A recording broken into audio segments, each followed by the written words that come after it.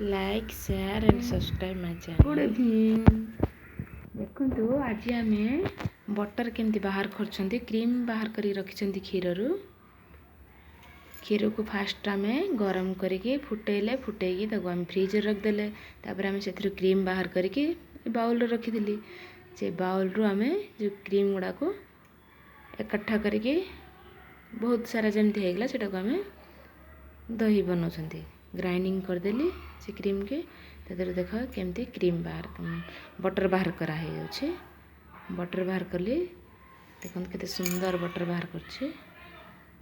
पूरा तार एमती चिपुड़ी देले जो क्षीर अंश सब पलैज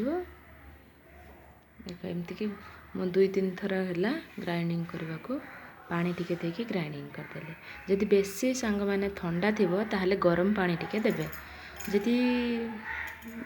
बेसी ठंडा नथिबो चलिबो ग्राइंडिंग कले ग्राइंडर टाइम गरम हो जाए तो हो देखते केते सुंदर है कि बाहर आमर बटर एबे आम गोटे गोटे सस्पेन रे मुझे बटर टाक घी करी देखु मैं घी करुँची केमती बटर रे बटर के पकईदे ये बटर को आपण मैंने धोईकी पानी रे लुण पकईकी एमती रखिपारे तरकार पकईबे बहुत दिन रही पार देखो मुझे घी बनाऊँगी ए घी होटा बटरटा आमर मेल्ट हो गला आस्ते आस्ते फुटुची एबे सेटा पूरा फुटी फुटी तार कलर चेंज हो ये देखो एबे आम गोटे पटर से जो क्षीर थिला से क्षीर रु बटर आउ ना देखिली से क्षीरटा पूरा बहलिया अच्छे सेटा आम बसैकी छेना करदे पनीर करदे पनीर करके तरकारी करके खाइबा देखो मोर घी हो आसला तार पानी अंश पूरा फुटिकी ऊपर को फेण आसो जानवे जे तार पानी अंश आ ना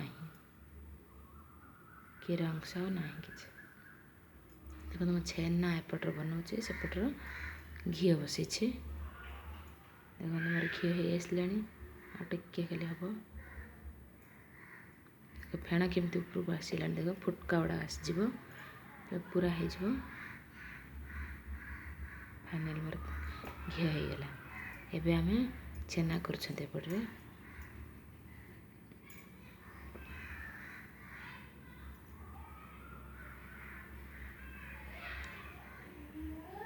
जदि क्षीर तुम बेसी खट्टा टिके न हो भिनेगार टे पकईब ना लेंबू पकईकी एमती छिड़ेदेवे देखो मुझे स्पून साहाଯ୍ୟରେ एमती घोरैबा द्वारा तार जो क्षीर अंशटा थी सब गुड़ाक कटिज गरम प्लस एमती गोलेले अब होगला आमर ए गोटे कपड़ा पकई गोटे बाउल रे पकईकी सेटा आम ढालीदेले से छेनाटा देखो मोर ए छेना होगा ये छेना पानी बाहर गला छेना होगला घी भी लहुणी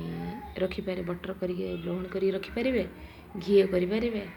छेना पानी कड़ी भी करके खाईपारे कांजी जो कहते सेटा भी करके खाईपारे देखो मोर यहाँ घी मु गोटे बाउल काढ़ी नौ घी को ये पुरटा है बहुत सुंदर लगे मोर पाखापाखि घी 300 ग्राम